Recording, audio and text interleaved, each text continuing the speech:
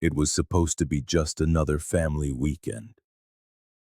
Marcelo folded the map of Minas Gerais for the last time that July morning, while his children bickered in the back of the Blazer over which song to play on the radio.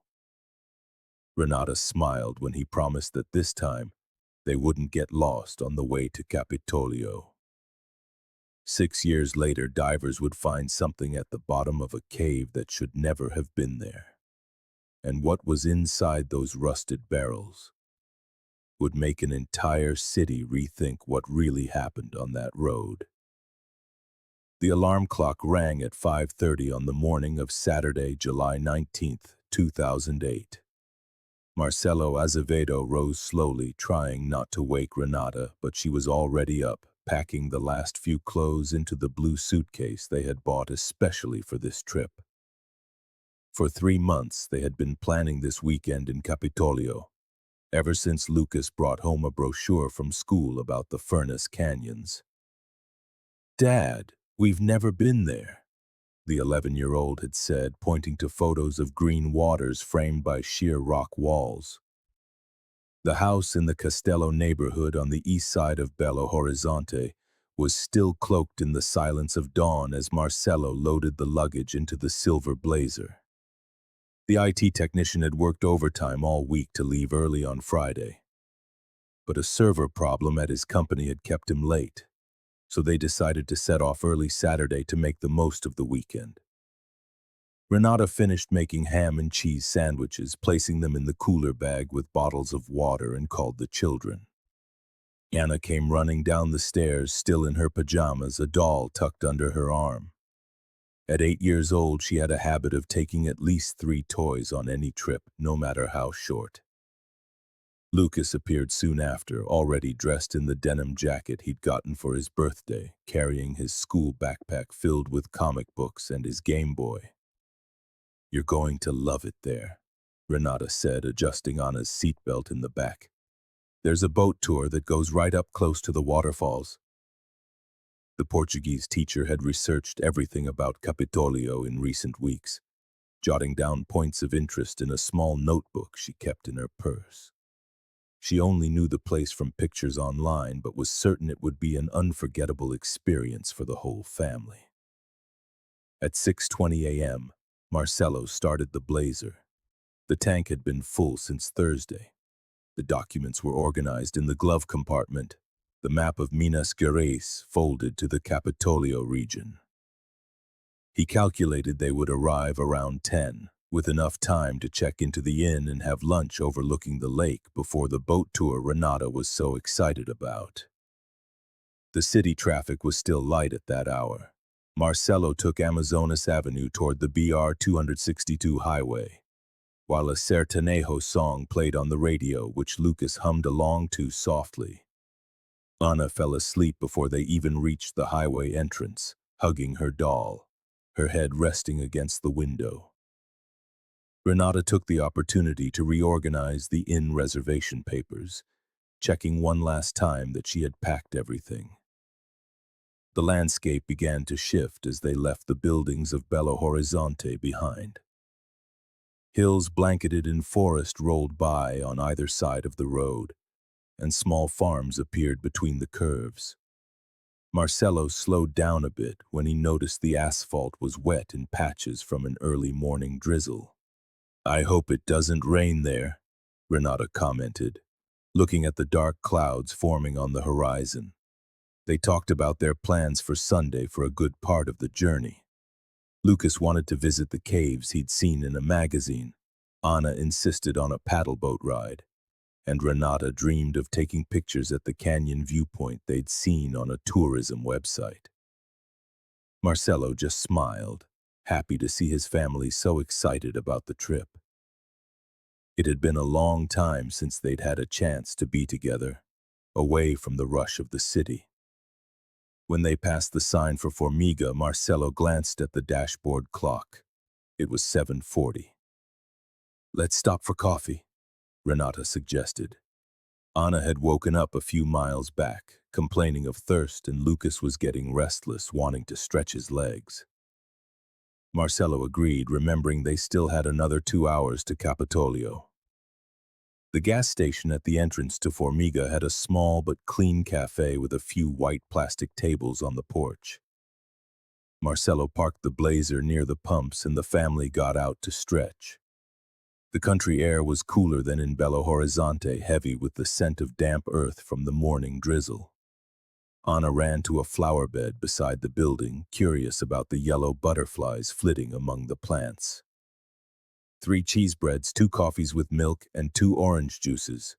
Renata ordered at the counter, while Marcelo paid for the fuel he'd added as a precaution. Lucas was fascinated by a tourist map of Minas Gerais pinned to the wall, trying to locate Capitólio with his finger.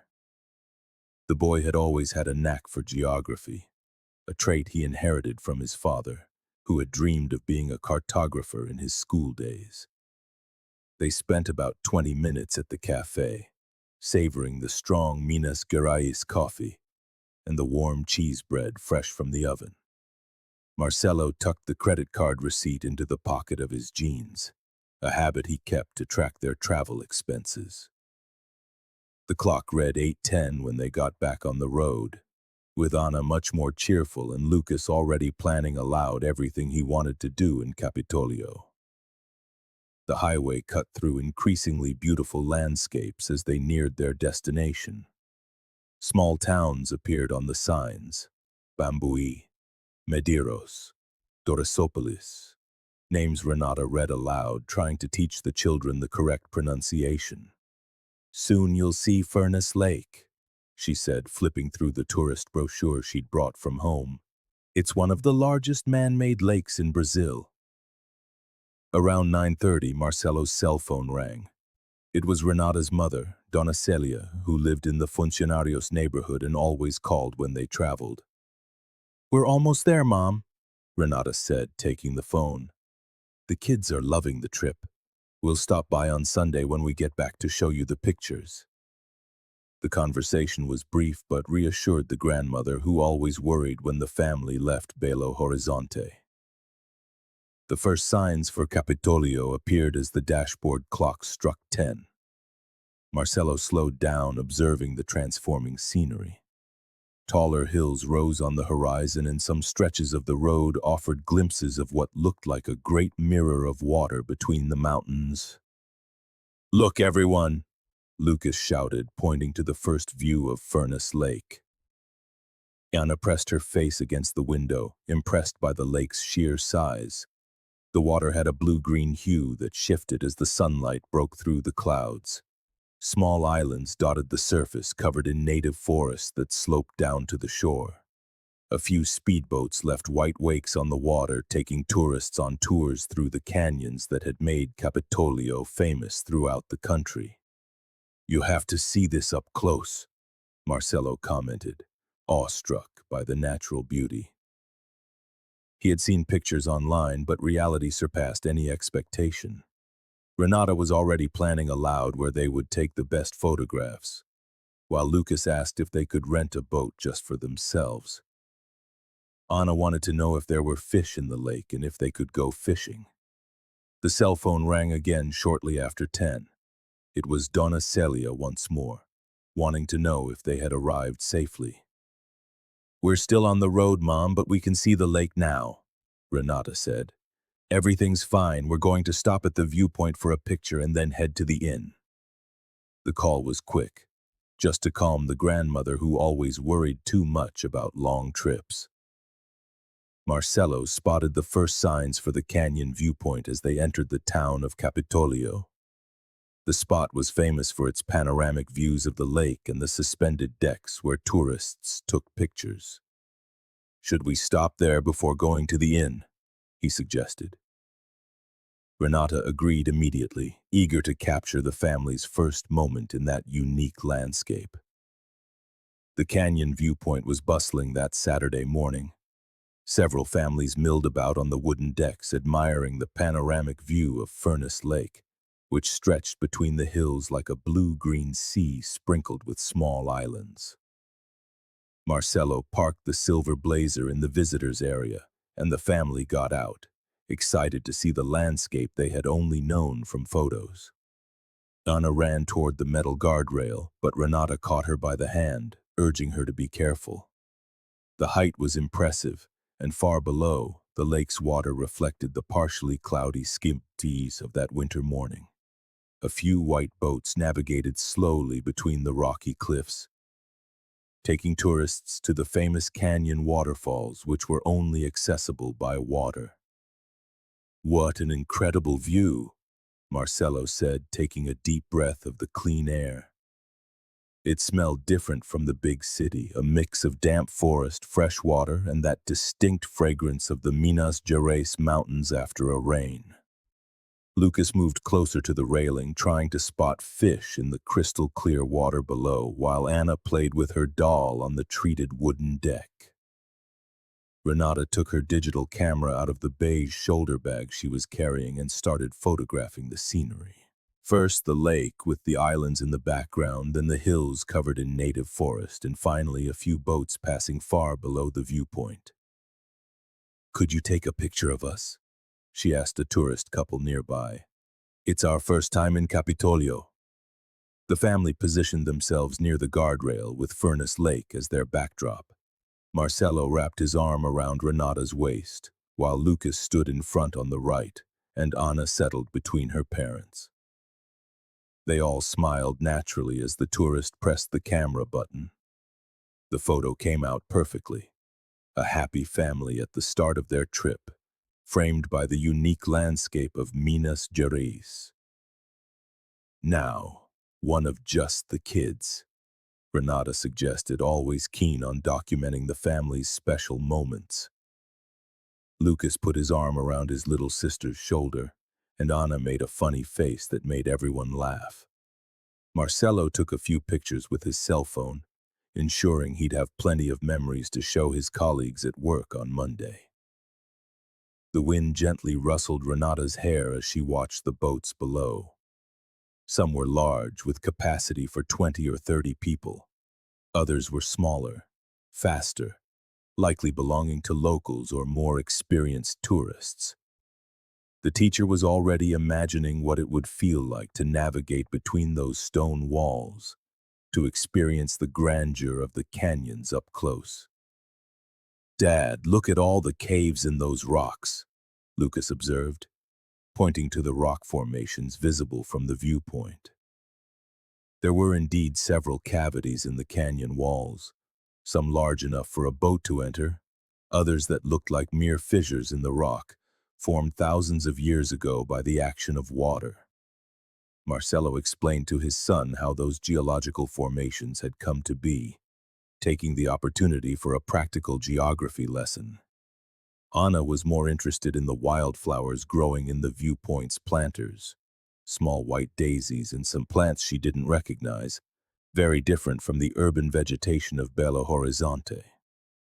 Renata seized the moment to teach her the names of a few species she knew, turning the stop into a learning opportunity for the children. Marcelo's watch read 11:20 when he suggested they continue on.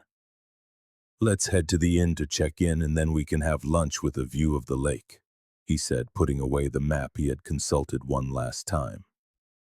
Renata agreed, but asked to take a few more pictures of the landscape before they left. The view was truly special, and she wanted plenty of memories to show her fellow teachers when classes resumed. The family returned to the Blazer, talking about the natural beauty of Capitólio and making plans for the rest of the weekend. Marcelo started the engine and followed the road that led to the town center, where their inn was located. None of them imagined that would be the last photo they would take together on that trip. The road to the center of Capitólio snaked between hills covered in eucalyptus trees and small rural properties, where cattle grazed in green pastures. Marcelo drove calmly, taking the opportunity to show the children the differences between the countryside and the big city. Lucas was fascinated by the stone corrals and wooden fences that marked the farms, while Anna waved at the cows that lifted their heads as the Blazer passed. Around 11:45, Marcelo spotted a gas station at the entrance to Piumhi, a small town on the way to Capitólio. The fuel gauge still showed 3/4 of a tank, but he decided to stop anyway. Always better to be safe, he said to Renata, remembering stories he'd heard about tourists running out of gas on the back roads of Minas Gerais. The Posto Liberdade was on a busy corner near the center of Piumhi. It had 2 gas pumps, a small convenience store, and a side lot where a few trucks were parked for a rest stop. Marcelo pulled the Blazer up to the pump closest to the road and got out to speak to the attendant. The family remained inside the vehicle, watching the comings and goings of the place. "Fill her up, please," Marcelo said to the gas station attendant, a young man in his early 20s clad in a blue uniform and a company-branded cap. While the tank filled, Marcelo took the opportunity to clean the windshield and check the tire pressure. Meanwhile, Renata slipped out to buy water and cookies at the convenience store, anticipating that the children would get hungry before their planned lunch in Capitólio. Just as they were finishing up, 2 men approached the Blazer. They had arrived in a well-worn white Ford F-1000 pickup, its wooden flatbed and rust-spotted side panels telling of its age. The driver looked to be in his 50s with a straw hat on his head, a checkered shirt, and leather boots. The passenger was younger with a tan, wearing a tank top and faded denim shorts. "Are you heading to Capitólio, sir?" the older man asked, approaching Marcelo with a friendly smile. "We run boat tours out on the lake. We have a special price for a family like yours." He pointed to a laminated card that showed photos of a white speedboat gliding between canyons, its passengers smiling and waving at the camera. Marcelo examined the card the man had handed him. The photos looked professional, showcasing various angles of Furnas Lake and the famous waterfalls that were only accessible by boat. On the back, a cell phone number and the words, "Canyon Tours, local resident prices." There was no mention of a registered company or any naval authorization, but this detail escaped Marcelo's notice at the moment. "It's cheaper than the tours from the big companies," insisted the younger man, who introduced himself as Carlinhos. "We know some caves the big agencies don't take people to, places only the locals know about." He spoke with a distinct regional accent, gesturing enthusiastically as he spoke, clearly familiar with the area. Renata emerged from the store carrying a bag of water and cookies, her curiosity piqued by the conversation her husband was having with the 2 strangers. "They're offering a boat tour," Marcelo explained. "They say it's cheaper and they know some special spots." The teacher studied the photo card, impressed by the images of the canyons as seen from the water. "We can pick you up at your guest house tomorrow morning," suggested the man in the straw hat, who said his name was Joaquim. "Or you can come straight to our boarding ramp. It's on a more private beach, away from the downtown crowds." Carlinhos sketched a small map on the back of a piece of paper, showing how to reach the spot from the opposite side of the lake. Lucas and Anna climbed out of the Blazer, drawn by the activity. The boy was fascinated by the photos of the caves, while Anna wanted to know if they would see any fish on the tour. Carlinhos was very charming with the children, promising to show them places where they could see golden and spotted fish swimming in the crystal-clear water. "How much do you charge?" Marcelo asked, his interest growing. The prices they quoted were indeed significantly lower than those of the official agencies he had researched online. Joaquim explained that they didn't have the overhead of the large companies, so they could offer a more personalized and economical service for families like his. After a few more minutes of conversation, Marcelo tucked the card into his shirt pocket. "We'll think it over and get in touch," he said. The 2 men were understanding, reiterating that they were always available and knew the best times to visit the canyons to avoid the crowds. As the Azevedo family got back on the road to Capitólio, The F-1000 pickup headed in the opposite direction. Marcelo placed the business card in the glove compartment, alongside the regional map and the car's documents. Renata remarked that the prices were truly attractive, almost half the price charged by the official agencies she had looked up before their trip. They seem to know the region well, she said, flipping through the tourist brochure she had brought from home, and the pictures of the caves were beautiful. Lucas loved the idea of visiting less-known places, away from the tourist hordes. Anna was more interested in the promise of seeing colorful fish swimming in the lake's clear water. Marcelo's cell phone rang as they were reaching the first houses of Capitólio. The carrier's signal had connected to a local tower. He took the opportunity to call Renata's mother, keeping a promise he had made during their last conversation. "Hello, Donna Celia. It's Marcelo. We're just arriving in Capitólio now. Everything's fine with the trip." "That's wonderful, my son," replied the grandmother, her voice filled with the familiar relief she always showed when the family reached their destination. "Are the children enjoying it?" Renata took the phone and chatted briefly with her mother, telling her about their stop at the viewpoint and the photos they had taken. The call lasted about 5 minutes, just long enough to put Donna Celia's mind at ease. The town of Capitólio was smaller than they expected, but very welcoming. Narrow streets wound between simple brick houses painted in pastel shades, small tourist-oriented shops, and a few family-run guest houses. The atmosphere was typical of a Saturday during school holidays, with families carrying luggage and children running along the sidewalks while their parents sought information about tours. Marcelo found the Lakeview guest house without any trouble. It was a 2-story family-run establishment painted a soft yellow with wooden trim, situated on a street that offered a partial view of the lake through the treetops. The owner, Señor Antonio, greeted them with typical Minas Gerais warmth, helping them carry their bags to a room at the back of the property. The room was simple but comfortable, with 2 double beds, a small television, a light wood wardrobe, and a window overlooking a backyard filled with jabuticaba trees heavy with fruit. Anna was enchanted by the fruit trees, asking if she could pick some. Lucas immediately turned on the television to see if he could find any cartoon channels. "Lunch here at the guest house is served until 2, Señor Antonio informed them. "But if you prefer, there are several restaurants downtown with a view of the lake." Renata opted to have lunch at the guest house, which was renowned for its homemade Minas Gerais cuisine, and then stroll through town to explore their options for Sunday's activities. While the family settled into the room, Marcelo checked his phone. The signal fluctuated between 2 and 3 bars, enough to make and receive calls. He jotted down the guest house's number in a notebook he always kept in his wallet, a habit he'd developed after his phone died during a previous trip. Lunch at the guest house exceeded their expectations.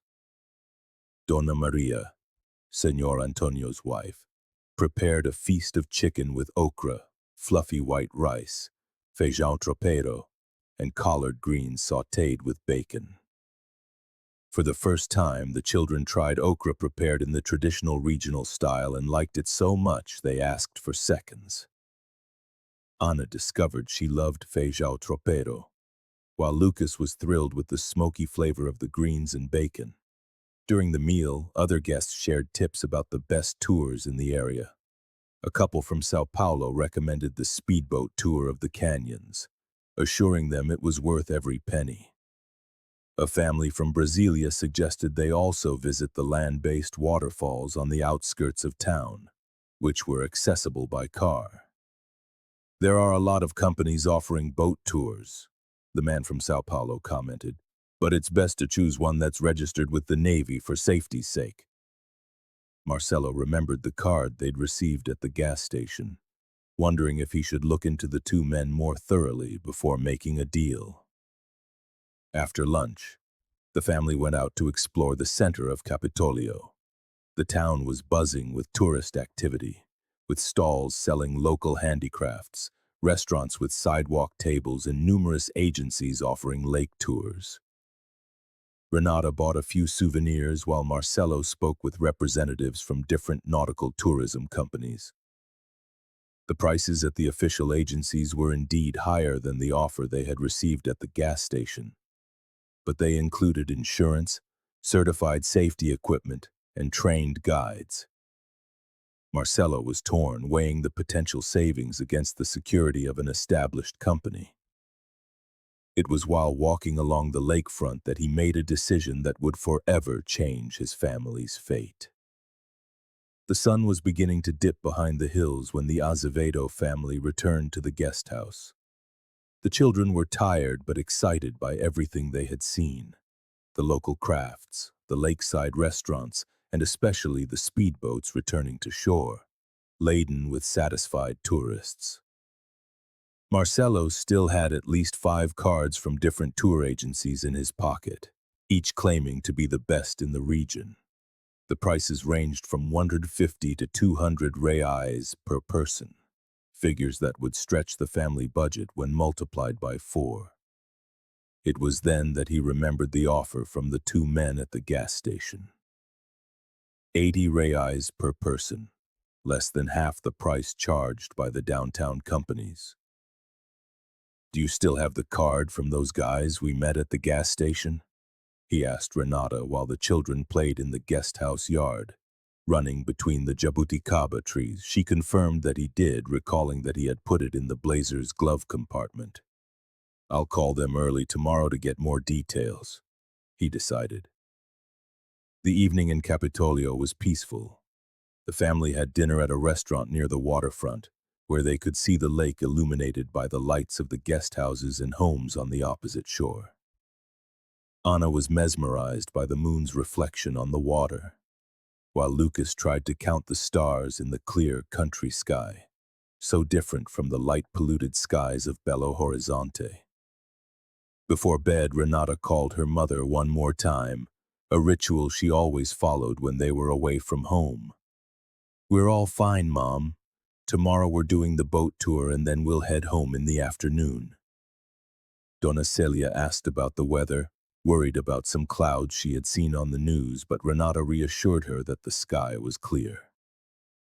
Sunday dawned bright and sunny with a perfect blue sky for a day on the lake. Marcelo woke at 7 and went to the blazer to retrieve the card with Joaquim and Carlinhos' number. He returned to the room and dialed. A man's voice answered, which he recognized as Carlinhos, the younger man from the gas station. "Good morning, this is Marcelo. We met yesterday at the gas station in Piumhi," he said. "We're interested in the boat tour for today." Carlinhos was very helpful, explaining that they could either pick the family up at the guest house or meet them directly at a more secluded boarding ramp. "It's better if you come straight to our ramp," Carlinhos suggested. "It's quieter there, without the rush of the downtown marinas, so you can board at your own pace." He gave directions: leave Capitólio on the road that circled the lake, drive for about 8 kilometers until they saw a wooden sign for a beach access, and then follow a dirt road down to the water's edge. Marcelo jotted down the instructions and arranged to meet them at 10 in the morning. The price was set at 320 reais for the whole family, including a tour of the main canyon attractions and a stop for a swim at a natural beach. "You're going to love it," Carlinhos guaranteed. "We know some spots the other companies don't go to, tighter canyons, where the water is much cleaner." After breakfast at the guest house, the family prepared for their outing. Renata packed swimsuits for everyone, sunscreen, hats, and the digital camera. Anna insisted on bringing her doll, while Lucas tucked a few comic books into his backpack to read during the car ride. Senor Antonio, the guest house owner, commented that he didn't know the company they had hired. "Most tourists go with the agencies here in town," he said. "But yes, there are some boatmen who work for themselves, especially on the other side of the lake." Marcelo didn't give the comment much thought, figuring it was natural for there to be different options for tours. At 9:40 a.m., the family left the guest house in their silver blazer, heading for the agreed-upon meeting point. Marcelo followed the directions he had written down, circling the center of Capitólio and taking the road that hugged the lake. The scenery was breathtaking that Sunday morning. Furnas Lake was as smooth as a mirror, perfectly reflecting the forested hills and the cloudless blue sky. A few speedboats were already cruising in the distance, taking the day's first tourists to see the famous canyons. Renata couldn't stop taking pictures from the passenger window, captivated by the region's natural beauty. "There's the sign!" Lucas shouted, pointing to a hand-painted wooden plank that read, "Beach access, 2 km." Marcelo made the turn and started down a narrow, unpaved dirt road, flanked by native forest. The path was steeper than he had expected, and he had to slow down considerably to keep the blazer from sliding on the loose rocks. The road ended in a small clearing on the shore of the lake, where a rudimentary ramp made of wooden planks lay over an iron frame. It was a far cry from the organized marinas in downtown Capitólio. An improvised spot, devoid of any tourist infrastructure, just a space where one could launch a small boat into the water.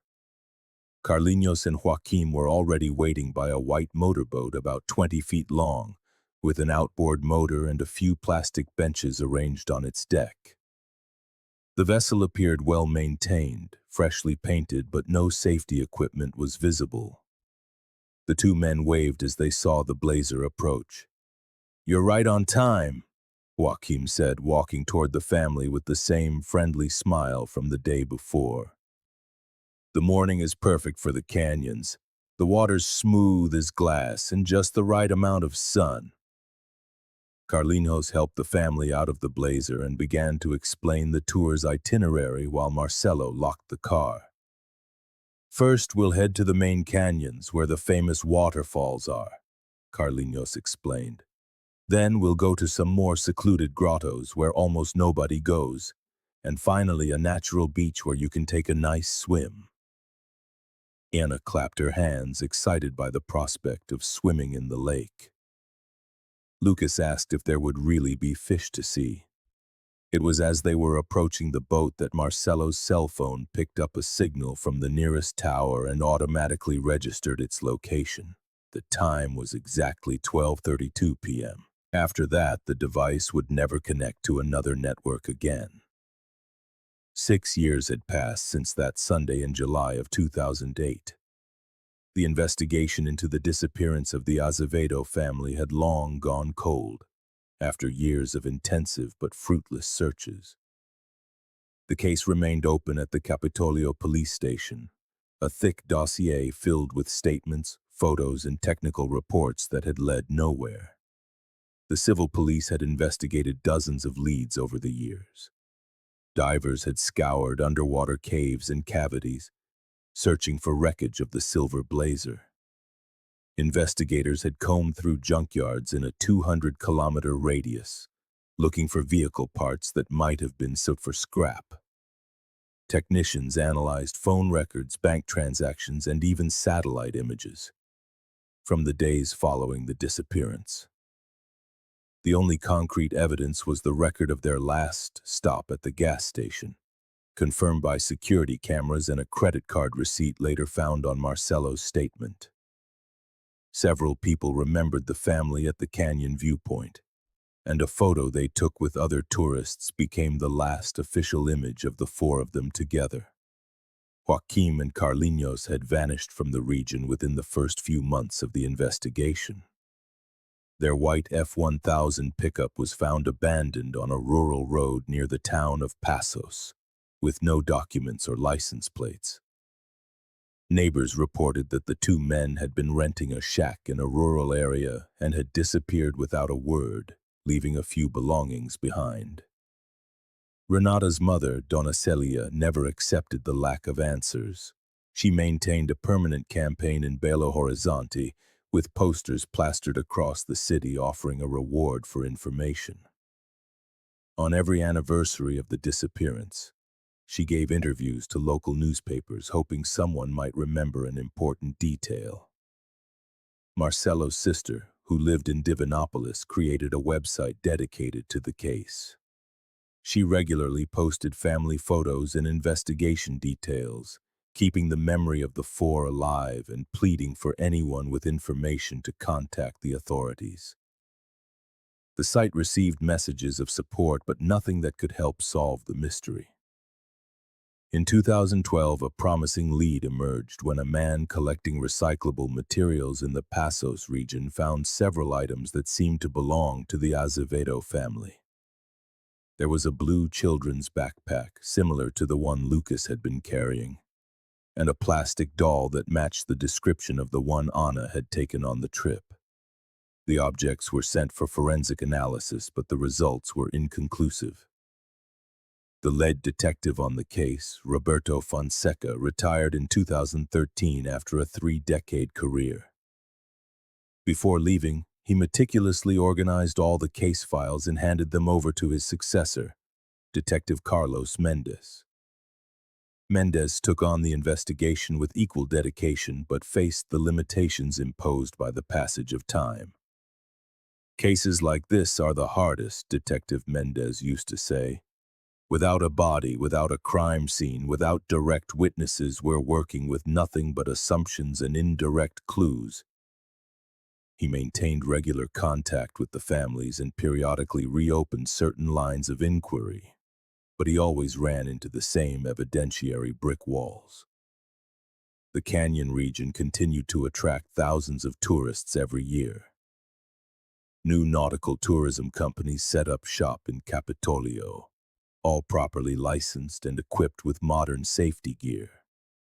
The clandestine practice of illegal tours had drastically decreased after the Azevedo case, which served as a stark warning about the dangers of hiring unofficial services. Dona Maria and Señor Antonio from the Vista do Lago Inn remembered the family they had hosted that July weekend perfectly. Good people, a close-knit family, polite children, Dona Maria would say whenever the subject came up. It's such a profound sadness not knowing what happened to them.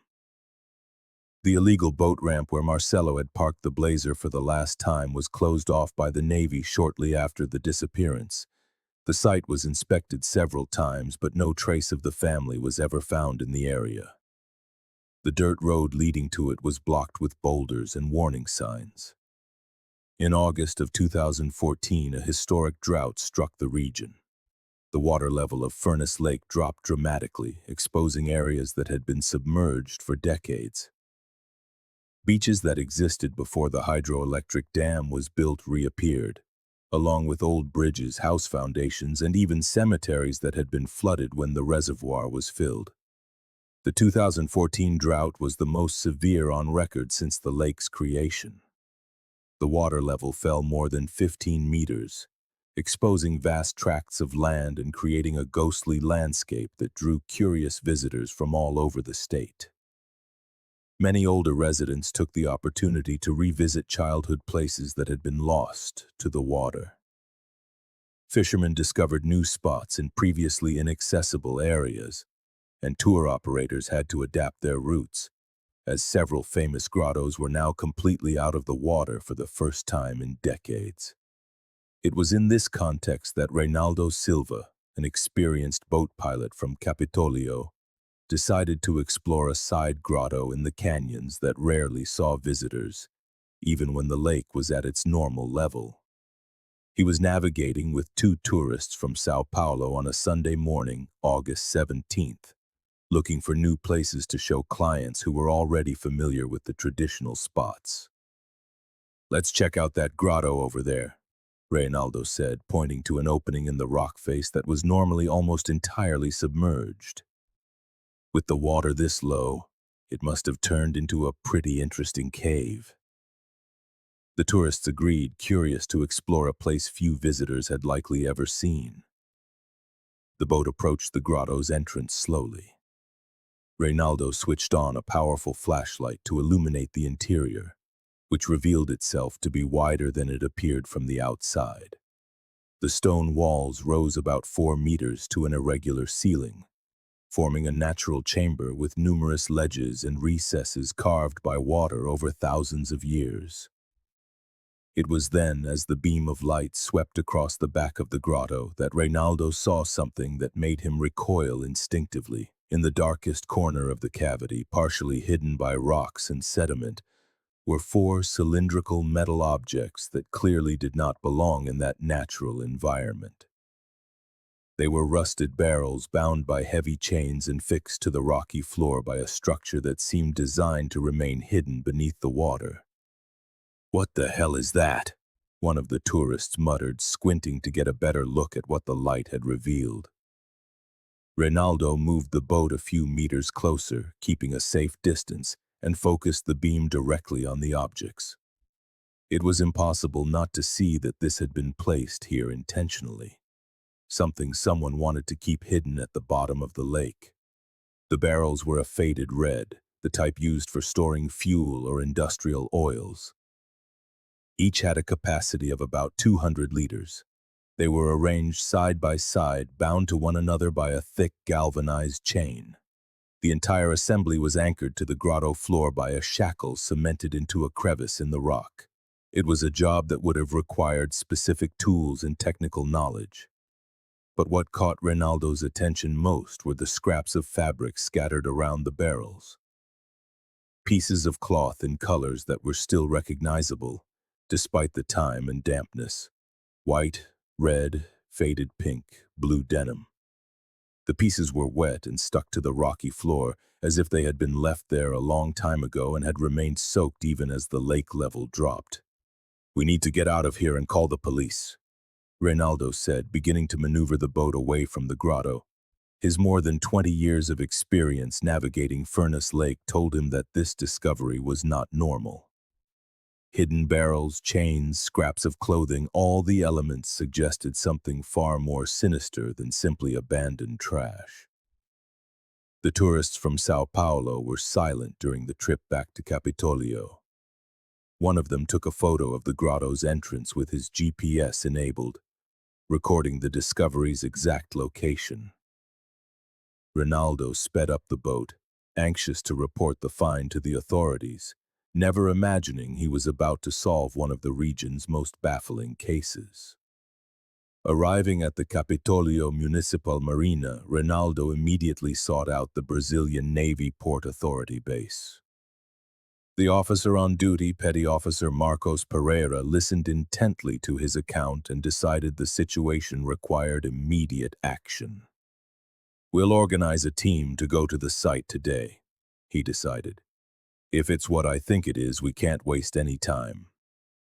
In less than 2 hours, an official Navy vessel was heading for the grotto Reynaldo had indicated, carrying representatives from the civil police and the fire department. The discovery they were about to make that afternoon would forever change the story of the Azevedo family's disappearance. The official Navy vessel reached the grotto around 3 o'clock that Sunday afternoon. The team consisted of Petty Officer Marcos Pereira, 2 fire department divers, investigator Paulo Enrique from the civil police, and a criminalist from the Forensics Institute in Passos. All were equipped with powerful flashlights, cameras, and evidence collection kits. The first procedure was to secure the area with floating buoys, preventing other boats from approaching. The criminalist, Dr. Edmundo Carvalho, took charge of the operation, instructing that nothing be moved or touched before the scene was fully documented. "All signs point to this being a body concealment site," he stated, observing the set of barrels through binoculars. Photographs were taken from multiple angles and with different lighting levels, recording the exact position of the 4 containers, the chains that bound them, and the scraps of fabric scattered across the grotto's rocky floor.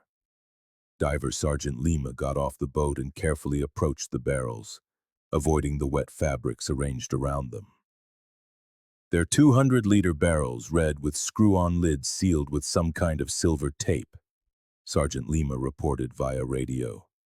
"The chains are galvanized steel, 12-millimeter links secured by a shackle cemented into the rock. There are signs they've been submerged for a very long time. He meticulously photographed every element before authorizing their removal. The operation to extract the barrels from the grotto required special equipment. Divers attached lifting buoys to each container while others carefully cut the chains with an underwater torch. The work was slow and painstaking as it was crucial to preserve any evidence that might be adhered to the objects. One by one, the barrels were brought to the surface and placed on rigid stretchers inside the official vessel.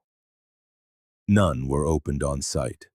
Following forensic protocol, all containers would be transported, sealed, to the Forensic Medical Institute in Passos, where they could be examined in a controlled, sterile environment. The fabric scraps were collected with specialized forceps and placed in labeled plastic bags. Even wet and faded by time, it was possible to distinguish the original colors. Pieces of white cotton, red knit, a light pink fabric that appeared to be from children's clothing, and several fragments of blue denim with distinctive stitching. During the removal, they also found the anchoring system that had kept the barrels at the bottom of the grotto. In addition to the main shackle cemented into the rock, car brake discs had been used as additional ballast, attached to the chains with steel gears. The entire assembly weighed over 200 kilograms, ensuring it would remain submerged even with fluctuations in the lake level. This was planned by someone who knows this region well, investigator Paulo Henrique observed. They chose a grotto that is almost always underwater, used materials that don't degrade easily in water, and created an anchoring system that would have been impossible to find under normal lake conditions. The criminalist, Edmundo Carvalho, collected samples of the water that had pooled inside the grotto and took scrapings from the rock walls where there were suspicious dark stains. Everything would be analyzed in laboratories in Belo Horizonte to identify any potential biological or chemical traces related to the case. The removal operation lasted nearly 4 hours. By the time they finished, night had fallen, and the teams returned to Capitólio with the collected material. The barrels were transported in an official vehicle to the IML in Passos, where they would await the arrival of specialized experts from the state capital. Word of the discovery rippled through the region. In the town of Capitólio, residents gathered in the central square, their conversations circling back to the find. Many immediately recalled the case of the Azevedo family, who had vanished exactly 6 years earlier. "Maybe now we'll finally have an answer," remarked Donna Maria, the innkeeper, her voice laced with the hope that the long-standing mystery would at last be solved. At the Capitólio police station, Delegate Carlos Mendes was urgently summoned. He immediately reopened the disappearance inquiry and called his team for an extraordinary meeting on Monday, ordering that all evidence from the original case be re-examined in light of the new discovery. On Monday morning, the families of Marcelo and Renata were officially notified of the find. Donna Celia, Renata's mother, received the delegate's call with a mixture of hope and apprehension. After 6 years of uncertainty, they might finally learn the fate of their loved ones. On Tuesday, August 19, 2014, precisely 6 years after the Azevedo family disappeared, the first forensic results reached the Capitólio station. Dr. Renato Machado, a criminal expert from the Belo Horizonte Institute of Criminalistics, had worked through the entire night analyzing the material recovered from the grotto. The textile fibers found at the scene are compatible with the clothing the family was wearing in their last photograph, the expert informed Delegate Mendes by phone. "We found microfibers of white cotton, red polyester, a pink knit typical of girls' clothing, and blue denim consistent with both men's and boys' jeans." Examination of the barrels revealed they had originally been used to store automotive lubricating oil. Inside, investigators found hydrocarbon residues mixed with organic material in an advanced state of decomposition. The samples were sent for DNA analysis, a process expected to take several weeks. The forensics on the chains and anchoring system provided crucial insight into the crime's planning. The materials used are easily acquired from local merchants, the expert explained. A 12mm galvanized chain, a forged shackle, brake discs used as ballasts. All of this can be purchased at hardware and auto parts stores in the region. Investigator Paulo Henrique immediately began a sweep of businesses in Capitólio, Piumhi, and neighboring towns, searching for sales records of these materials in the days following the family's disappearance. We're focusing on the period between July 20th and 31st, 2008, he explained. If someone bought these specific items back then, they may have left a trail. The first concrete lead emerged at Ferragista Minera, a hardware store on the outskirts of Piumhi that primarily served ranchers and small farmers. The owner, a Mr. Valdeci, checked his old records and found a suspicious sale dated July 22nd, 2008. Galvanized chain, 12mm, 20 meters, forged shackle, silver duct tape, and steel cables, he read from the log. I remember it was a young, dark-haired man who paid for it all in cash. I thought it was strange at the time because he bought expensive materials and paid without batting an eye, which isn't common around here. The shopkeeper couldn't recall the buyer's features in detail, but he was certain the man was not from the area. Simultaneously, the investigation refocused on two suspects identified back in 2008. Joaquim Ferreira Santos and Carlos Roberto Silva, known as Carlinhos. The civil police discovered that Carlinhos had died in a motorcycle accident in October 2012 on the road between Passos and Casia. Joaquim, however, had vanished from the region in late 2009, leaving no trace. A breakthrough came when investigators located Mario dos Santos, Joaquim's brother, who lived on a farm near Alpinópolis. He confirmed that his brother had disappeared suddenly, leaving behind a few belongings and a bank debt.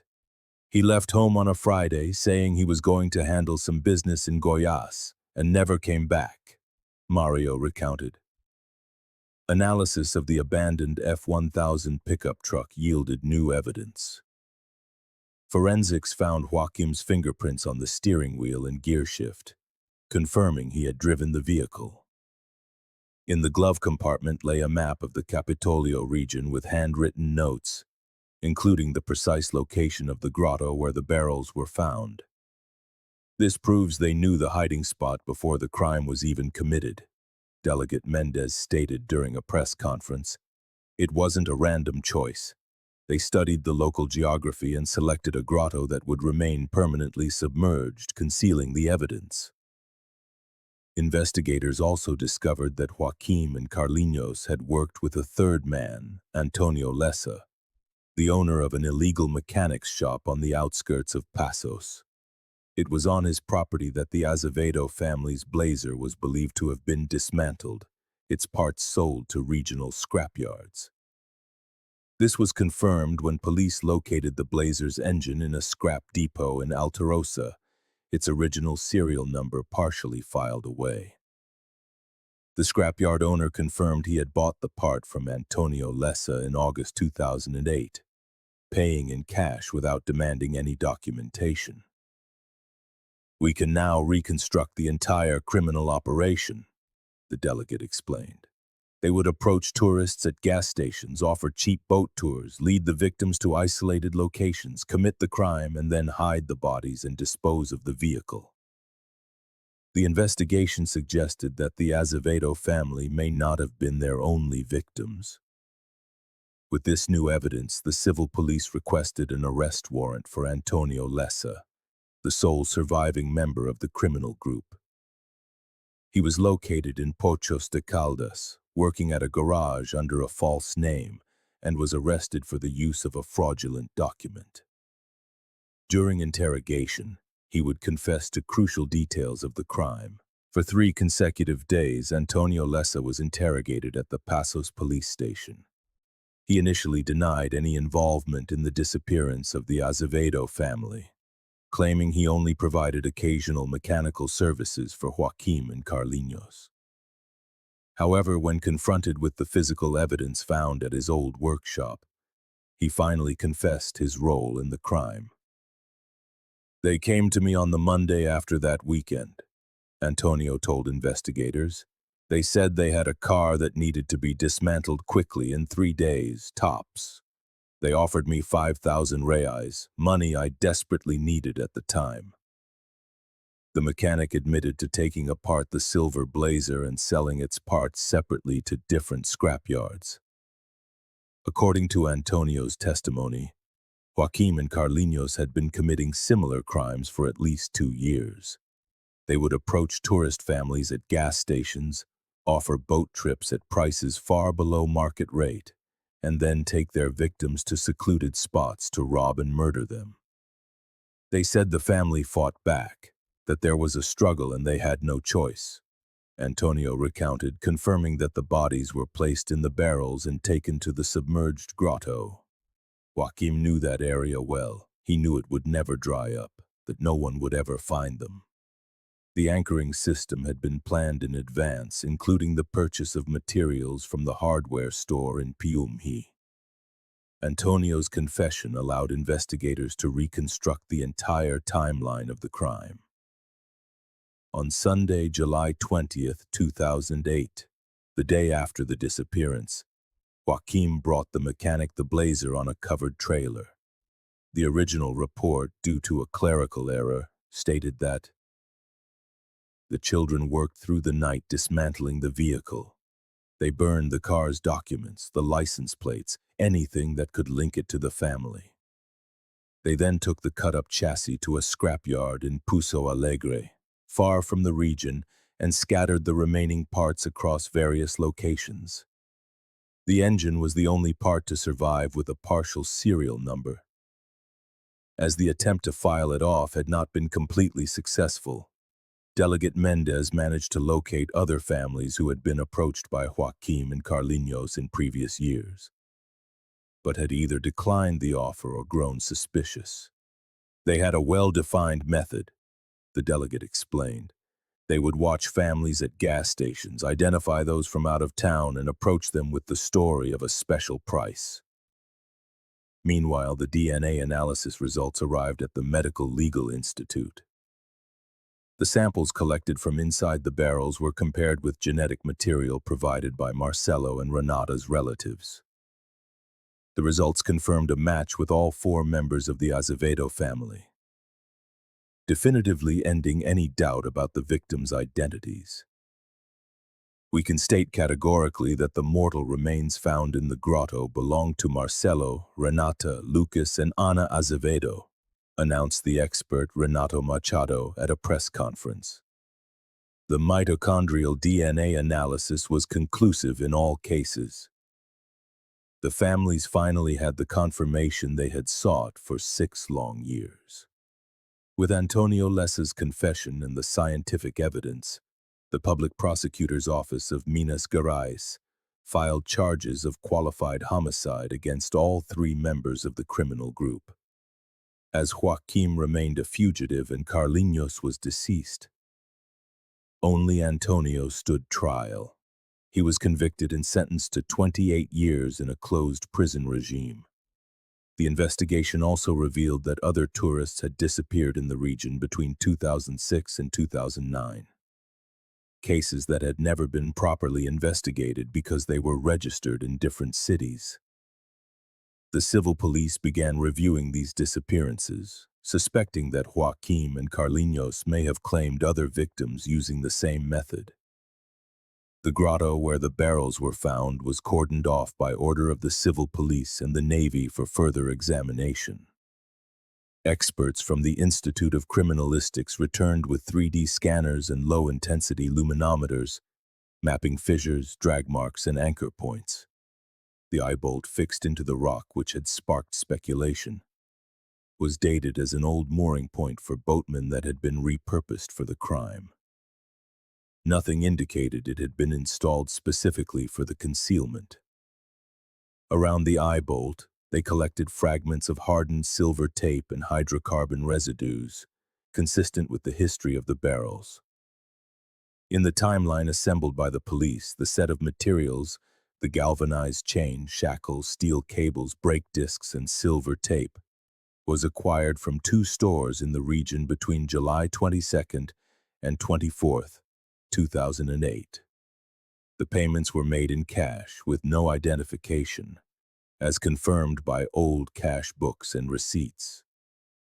The report also described, without graphic detail, old reddish stains on the metal and nearby pebbles, an appearance consistent with a red liquid exposed to water and time, reinforcing the hypothesis that the barrels had remained submerged and stable until the drought of 20. Faced with the body of evidence, the DNA match, the traced materials, Antonio Lessa's confession, and the indirect links to Joaquim, like the annotated map and his fingerprints in the F-1000, the public prosecutor formalized the charges of qualified homicide and concealment of a corpse.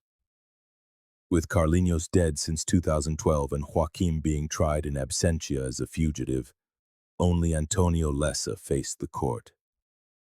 The sentence, 28 years of imprisonment, cited the sophistication of the concealment method and the exploitation of tourists' vulnerability. To avoid any procedural issues, the Passos Police Department rectified the wording of a report. Where it had read, "The children worked through the night dismantling the vehicle," the consolidated version now stated, "The 3 adults, Joaquim, Carlinhos, and Antonio, were responsible for dismantling the blazer." The objective was to purge a material error and preserve the chain of custody built over 6 years.